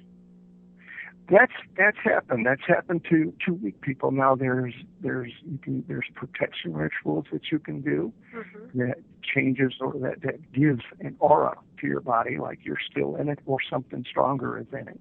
Right. You can do that with let's make something easy here for somebody to relate to. Let's say your grandmother was a very spiritual woman. Maybe she was a very spiritual Catholic or something like that. She had a crucifix or a Bible. Put it under your pillow or put it under your body. Mm-hmm. When you leave it, because when you do, something spiritual perceives spiritual things first, and your body is only a shadow to them. That's the ghost part to them. Okay, so the spiritual stuff that's there, the stuff that's really resonating with any kind of power, that's what they're going to pick up first. So, if you're laying in a magic circle that's going to change your aura into something, or if you've got something particularly spiritual or a crystal, some really great guru or somebody is blessed, or that you yourself have charged with your own energy, you're no piker yourself. It's kind of like, here's a person that's aware. I'm not going to mess with them. Mm-hmm. it's going to take something particularly big and strong to take you. Yeah, I would think so. And what about the silver cord that supposedly is attached? Now, as long as that's connected, is that just a myth? I was kind of disconnected from mine at an early age, at a very early age. So I've never had to worry, and I always end up back in my body actually whether I want to or not. It's sooner or later, it's resonating for you and with you, and it's kind of like you're irresistibly drawn to it for after a bit. I think the longest I've stayed out of it has been about 3 days. Wow. Yeah, and I woke up in a very rude way, paddles and that. I didn't think it was really necessary because I really wasn't dead. Wow, that's incredible. Yeah, I think the longest, well, I don't know, I can't remember time and the illusion of time, but it wasn't anything like that for sure. But I do remember journeying a lot. I don't do it as much as I used to. I probably should, but maybe there's no need. I do mostly with a purpose. Usually there's something. Sometimes I'll do it and not aware of it, but your mind and your soul's kind of got its own little agenda, or I do commune with higher powers. Mother and father kind of move me here or there. There's something I need to see, something I need to experience or understand. Right. And sometimes by taking me someplace where I can see it happening in front of me and see the effect that it's having, I can say, wow, I need to remember that. And that's information that I can use somewhere else or in the near future, because we are expected to grow. Right. And like I say, this paradigm, the way it keeps people centered on the physical plane all the time. Yeah. It's got them razzle-dazzled all the time. They never think, they never lead, they never examine their own dreams. Right. They're not growing, and they won't grow. They're stunted. All of us. I see that too. And that's what's really amazing. And one thing I picked up on, and maybe I don't know if you have or not, what do you think about the nature spirits? Do you feel like they're kind of evacuating and going to another plane? That's been going on for some time. Yeah, because I feel it too with the Earth. I feel like I guess she's going through a metamorphosis, but at the same time, it seems to me like the nature spirits and the things that I noticed, the elementals, just in regular form. It's not the first time this has happened. This has happened many times in our distant past. Back when the Irish or the Milesians were taking over Ireland, they drove the Shi out at Sword Point, and a lot of those went into what they called the Hollow Hills. They basically moved, or the elves, as it were, the fae folk, the gentry, they called them. They were the royalty of the land. They moved into their appropriate planes. There was also the Formor. They're the ones that went to the darker lanes that they called the Corcowidki.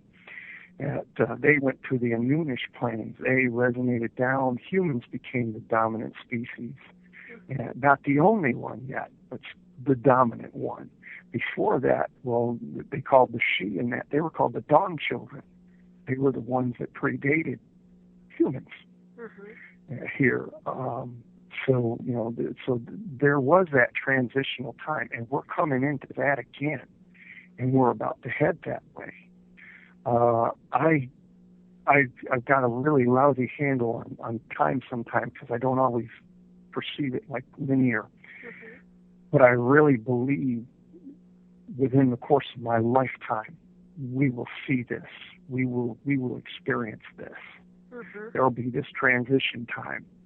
And I talk a little bit about it, and rifts and portals and stuff, and the nature of those, and how that relates to us. It's kind of like, well, that's interesting stuff, but what's it about?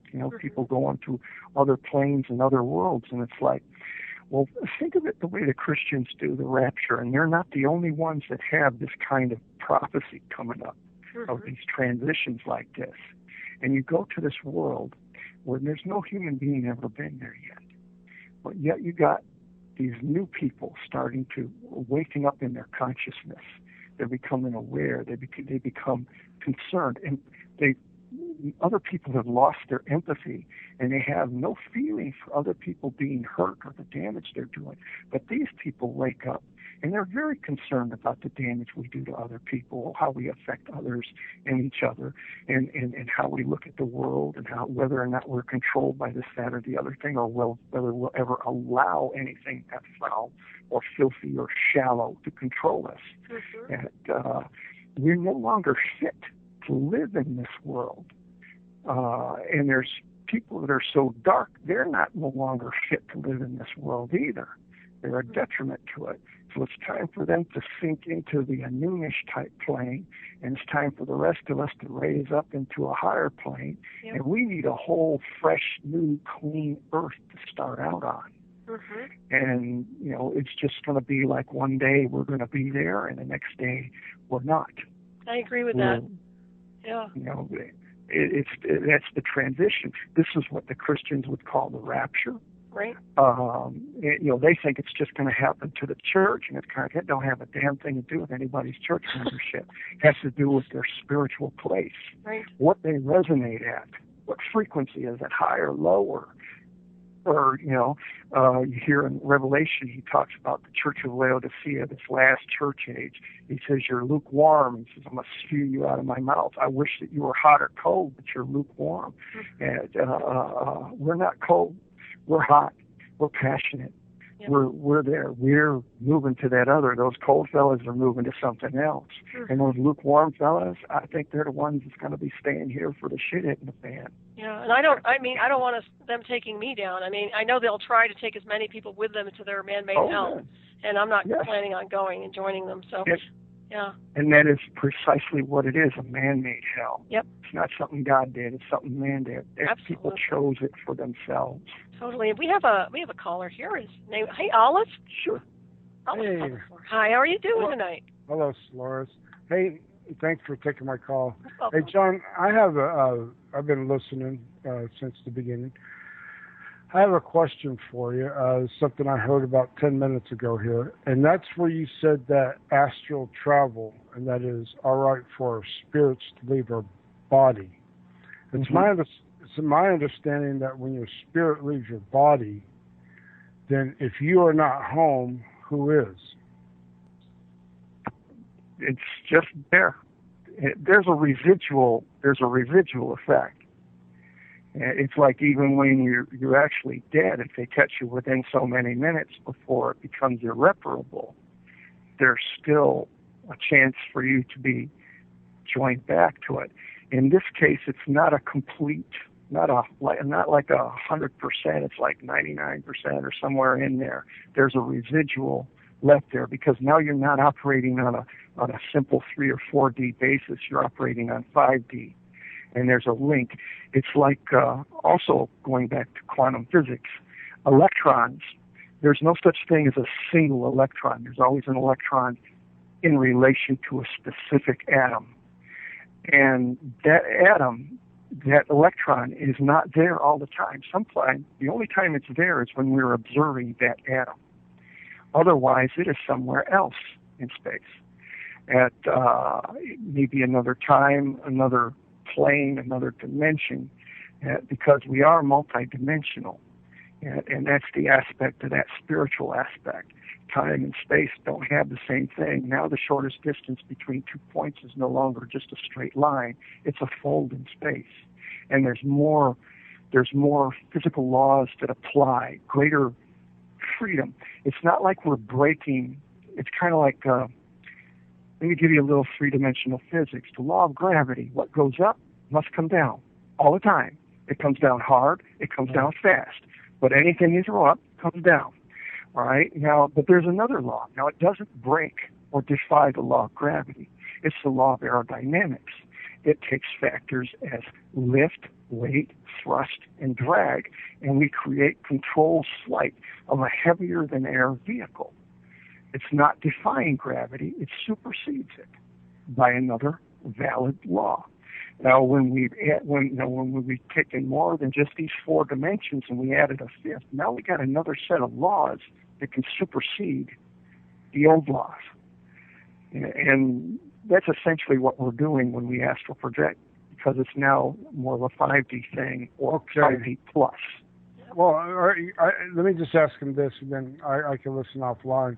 But it was that it's my understanding the right side of the brain is the creative, and that's the female spiritual side, spirit, and then the left side is soul, man. And in between is the pineal gland, which is where we get our visions and we see things. Now, if that's where you're talking about is the pineal gland, then that would be... Your soul's taking up the whole thing. Your soul's operating it. It's kind of like your brain is your interface for your soul, kind of like the keyboard. And there's a number of controls there. The left side is your spatial recognition, your math, your language skills are all on the left side. That's why a lot of times when you're dreaming, if you're just dreaming off of your right side, if you try to read something, it looks like gibberish because that's on the left side. It's not. If you are dreaming and you do see things that you can actually read, numbers and stuff like that you can recognize and rationalize with, then you're not dreaming. You're astral projecting somewhere else.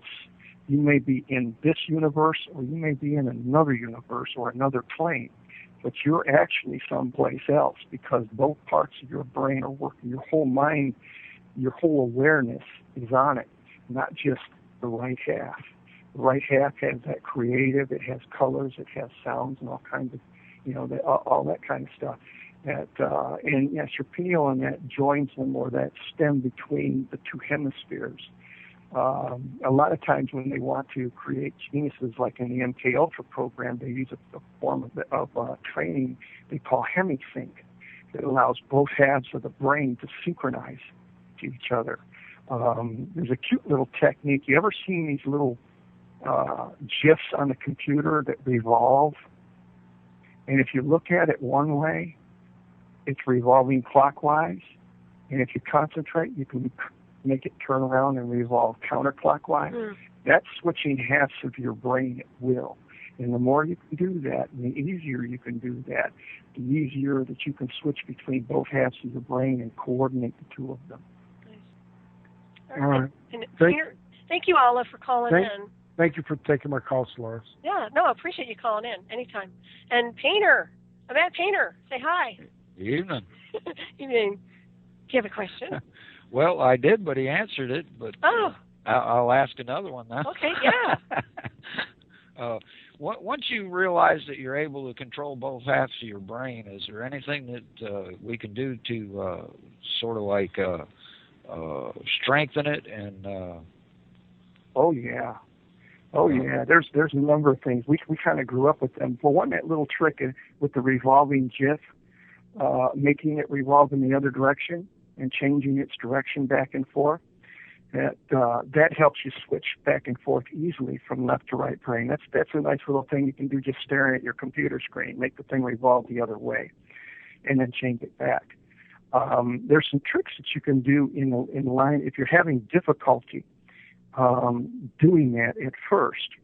Try, while you're watching it, make up a little tune in your head, just a little something you can hum. And you'll see it going one way. You've just moved into your right brain. Now, count backwards from 100 at counting. And now you're switching to left brain. And it will revolve in the other thing. But get to it where you don't have to consciously think of doing one or the other to make it happen. And now you're moving easily back and forth between getting it to revolve one way. Another one is to get in touch with your right brain, get to understand it. When you're dreaming, keep a notebook, a dream diary. I have no trouble with the right-hand side. It's the left side of the brain I have trouble with. I'm more of a right-hand thinker. Yeah. Well, for that, just do more math or learn to break hexadecimal on your computer. Learn to hack. Excuse me. But you create more synapses when you write down your dream, because the act of writing is left brain, and the recalling or the dream itself is right brain. So every time you do that, you create a new neural path from one side to the other. The more you do it, the more paths you create, the easier it becomes. Thank you. I appreciate the answer. It was pretty intriguing. Yeah, you can hang out if you want, Painter. I will for a few minutes. Yeah, this is a mad painter. He's actually a producer here, and he's also has his own show, by the way. Yeah. And he does artwork that's fabulous. It's incredible. Yeah. Making me blush on rare. No, I was going to ask you, John. So I was under the impression that the right side was the male side and the left side is the feminine receptive side. Is that correct or not? I would have thought the left was more the feminine. Yeah. And the right tend to be, or the left being the right half controls your left side of the body and vice versa. Mm-hmm. We also do things in martial arts too. Anything you do with your right hand, you have to be able to do with your left hand. This also creates more neural pathways, by the way, between the left and the right half. Mm-hmm. And, catching tennis balls with your right hand and then with your left hand, or frisbees or whatever, those particular activities also create more pathways between the two halves. The more you get both of those online and talking to each other regularly, you're going to find that a lot of things are not going to be able to surprise you anymore, in a good way.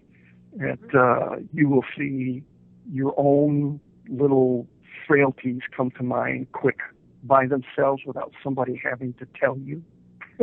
And you can make your little course corrections in your life and your thinking yourself while it's still easy. Less things to apologize for. Right.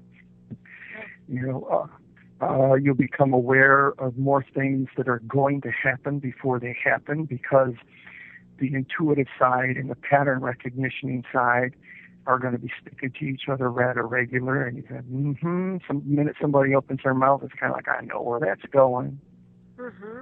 Exactly. And that whole thing, once again, it comes back to that self-empowerment, too, and balancing out the body, and using the mind and thinking for yourself instead of allowing, I guess the word is allowing. I guess the masses have allowed for them to be manipulated and controlled and programmed. I mean, those of us who have been targeted haven't, but, they really need to break that pattern.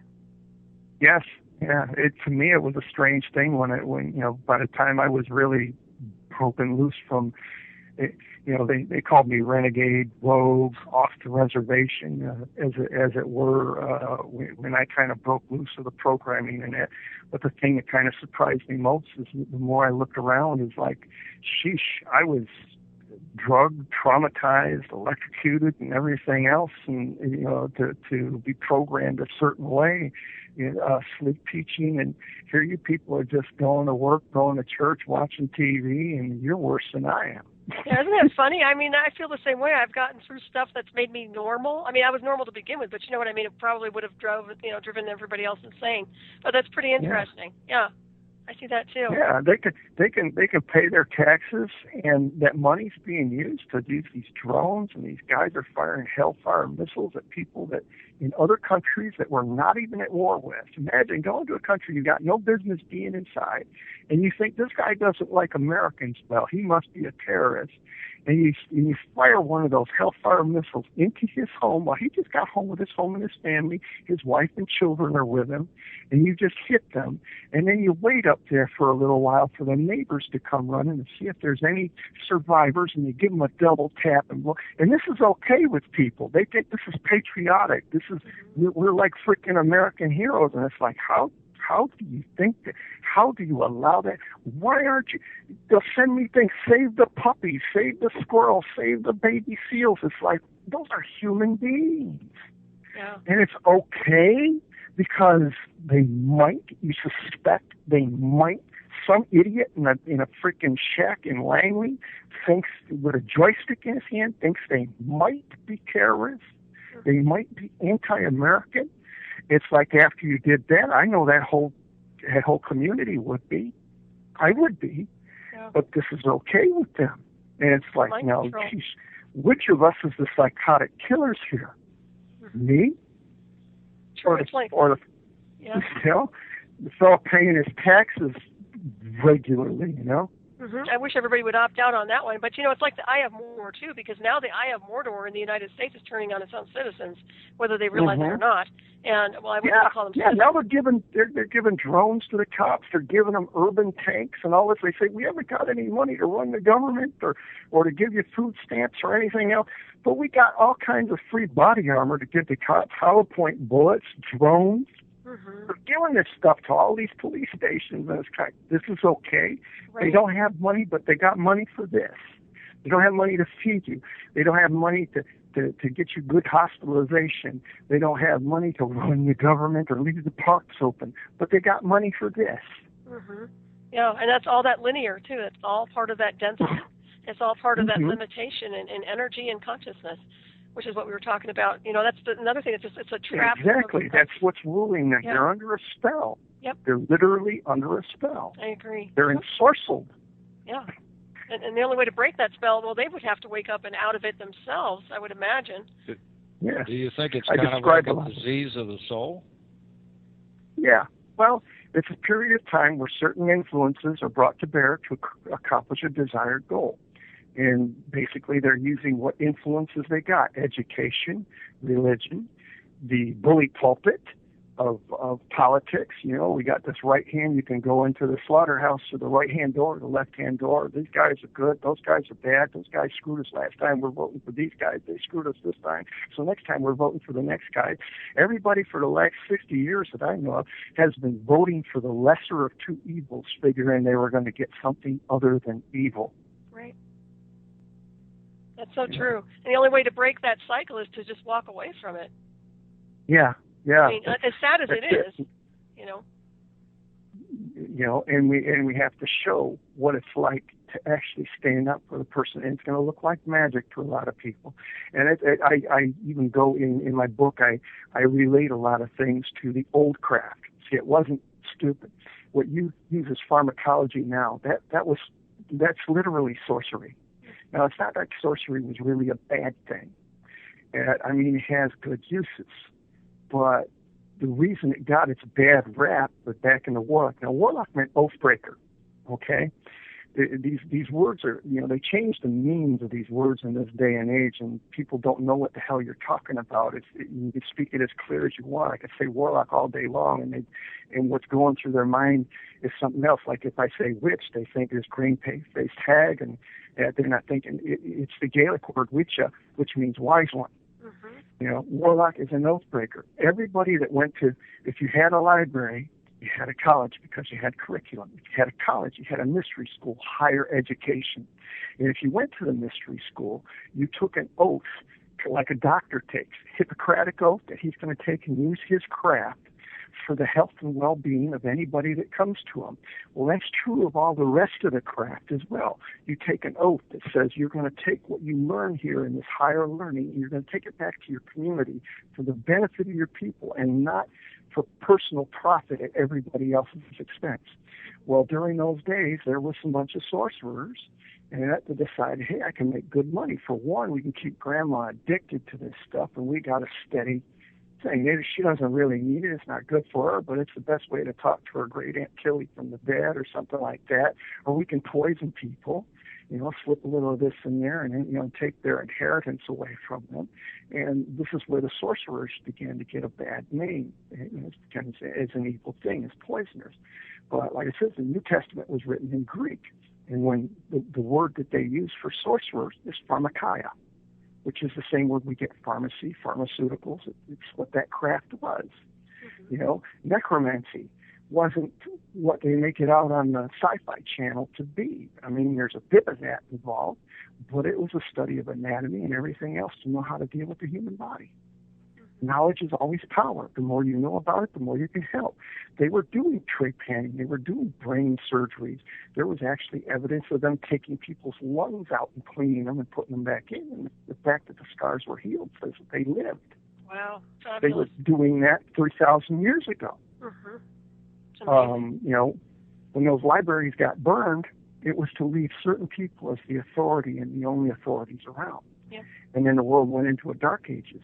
In Solomon's time, he wrote that the years of a man's life will be 70, unless by reason of strength he lived to be older.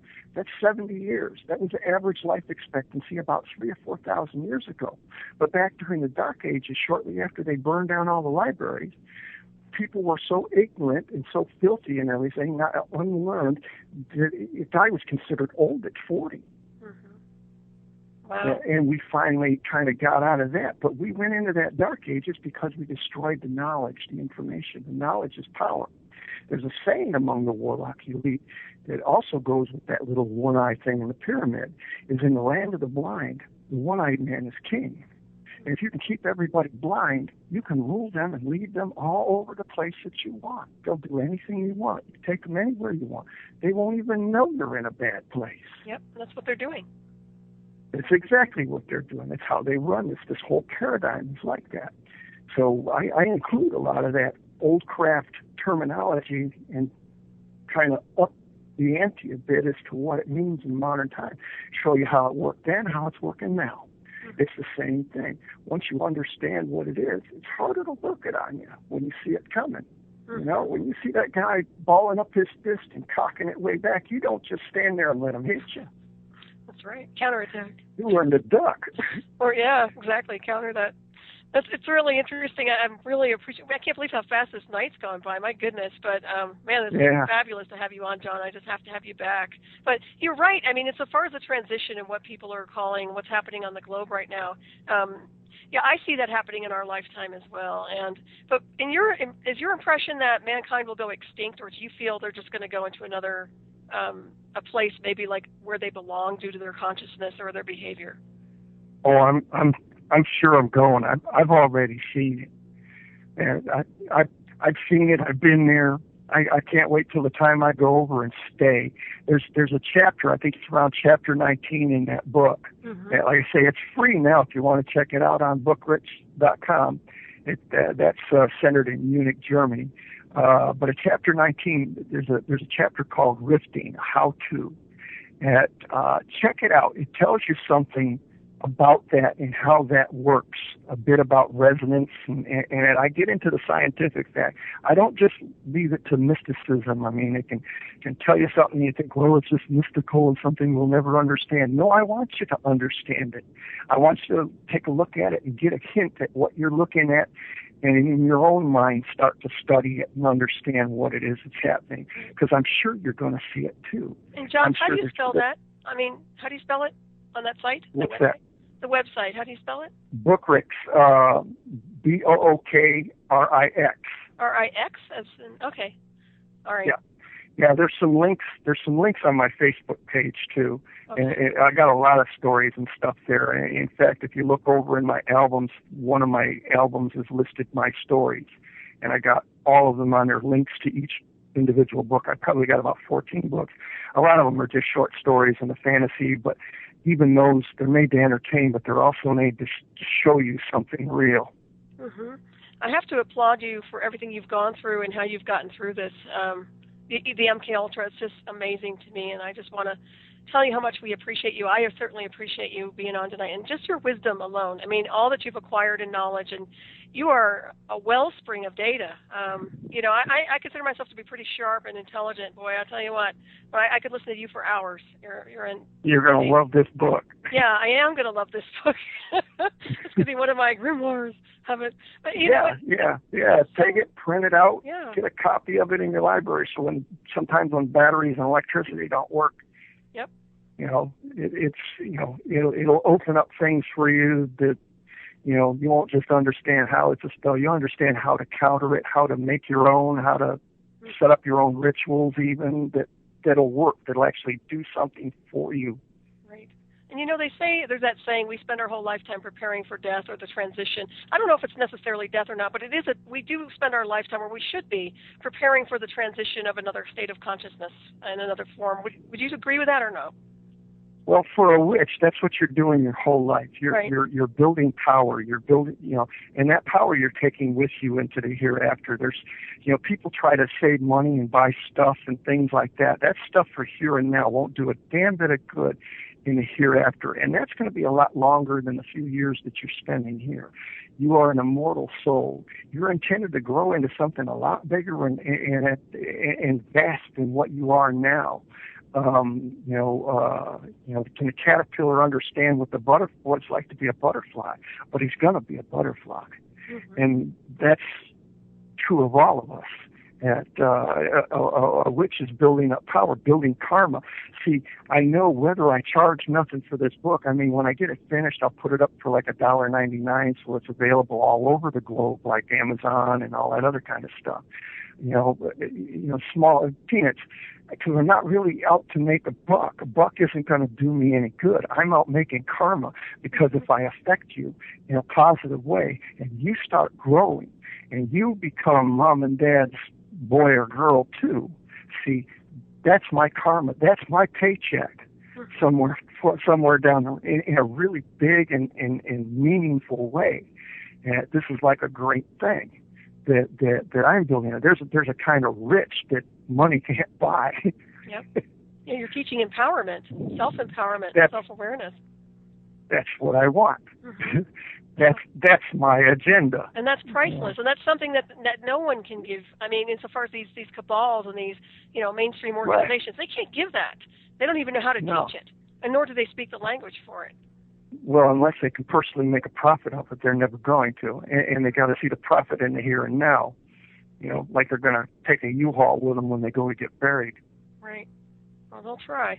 But it's not what I love about you, too, is that you're a good role model, or positive. I mean, you're a fabulous role model for anybody who's been through MK Ultra, especially, I would say, males, people who've been through a really torturous avenue and came out with their heads screwed on right.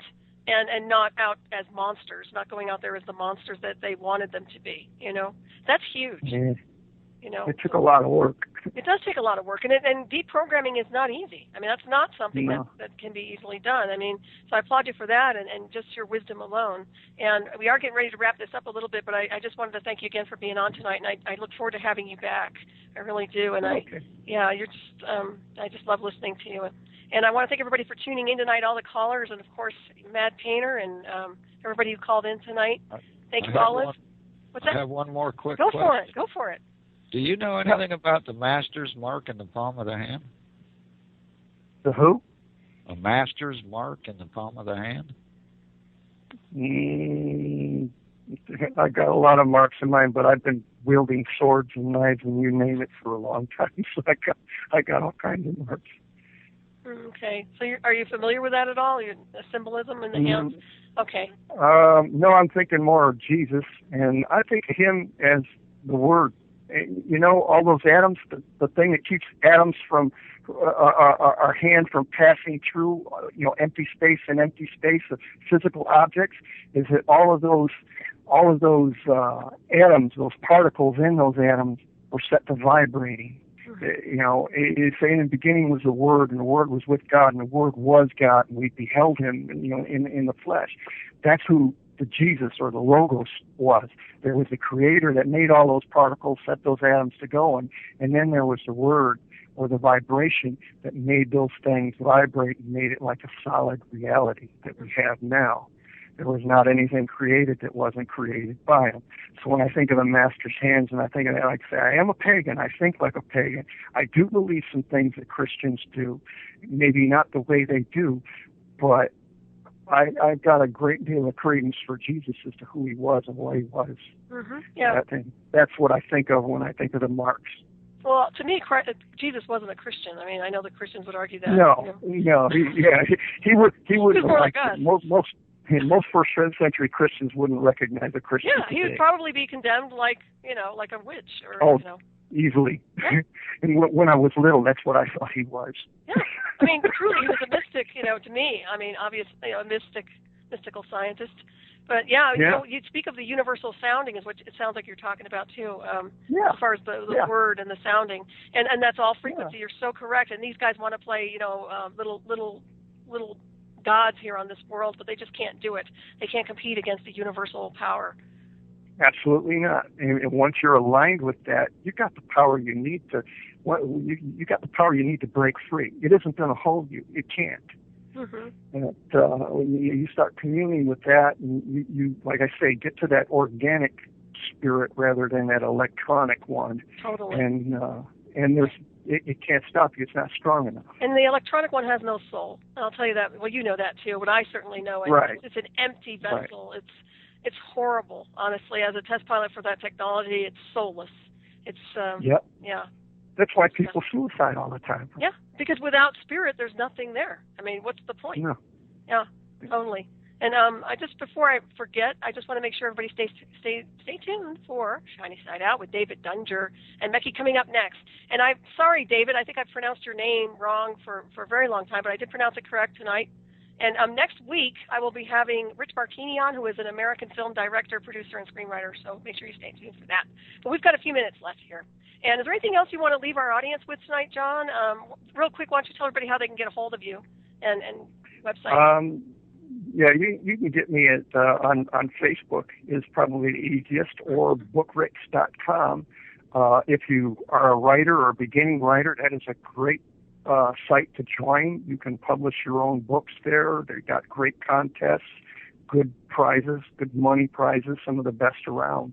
And most of my stuff you can read for absolutely free and download for your own copy. Like I say, you can Adobe Reader will read an EPUB file, which is how they tend to come to you, until I switch it over to where they can sell it on Amazon. That's awesome. Yeah, and I really, really suggest everybody take a good look at John's work, and it's incredible, and you're such a gift to everyone who just pays attention. I mean, that's the bottom line, is start educating yourselves and going in the right direction for your own spiritual evolution. Don't let these guys bring you down, and they're trying.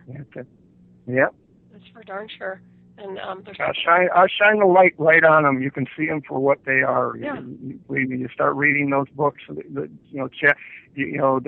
chapters are standalone. It's not like you got to read it the whole thing or worried about what the end is going to come along like. It's topical chapters on different aspects of the craft, and you'll see they're very valid and relevant to what you're doing today, whether you're a witch or not. Mm-hmm.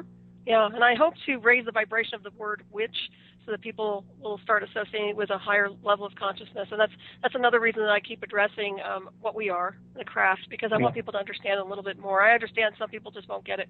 But in celebration to who we are and what we really represent, I want people to understand that. And I think there's a little witch in everybody, quite honestly. Little mystical power here. It's always there is in everybody. In fact, all that stuff being used is the craft, just in a very negative way. Absolutely. Everything is verbiage and mind control and subliminal transmissions and everything else. And if you're onto that, like you were saying, you could feel people staring at you, or you feel that energetic transmission. I mean, that can be through a surveillance camera, too. I mean, people are sensitive enough to feel that through a camera. So it's not just, and now they're using the electronic eye, the spy, Yeah. So that's even more. You can feel when you're being watched. Mm-hmm. Absolutely. But they're being watched, too. I don't think they understand that yet. The universal eye in the sky, right? Yeah, well, I teach you how to watch back, too, in there. I like that. That's really good. I give you tools. I love it. Yeah, that's right. Give them a taste of their own medicine for sure. Yeah. Oh, and then some. Yeah, the medicine that they left behind. Yeah. Well, it comes around, goes around. We all know that. And the rule of three. Absolutely. The law of three. Yeah. I think it's more than that. I think it's almost 12-fold these days. I've heard all kinds of fold. It's like even if it was just single fold, I wouldn't want to get hit with some of the stuff that they put out.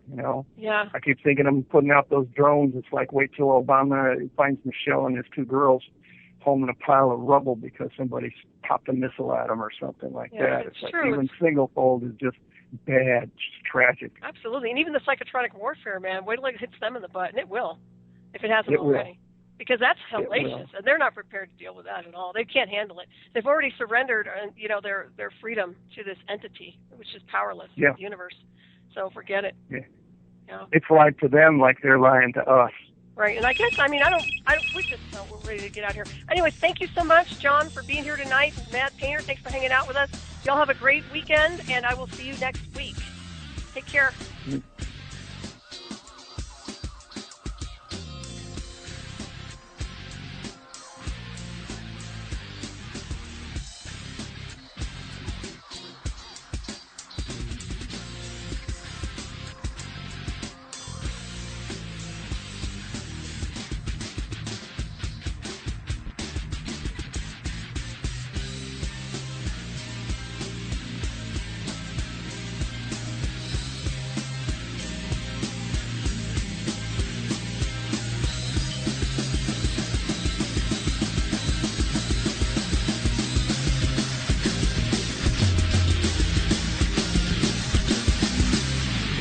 listening to Revolution Radio.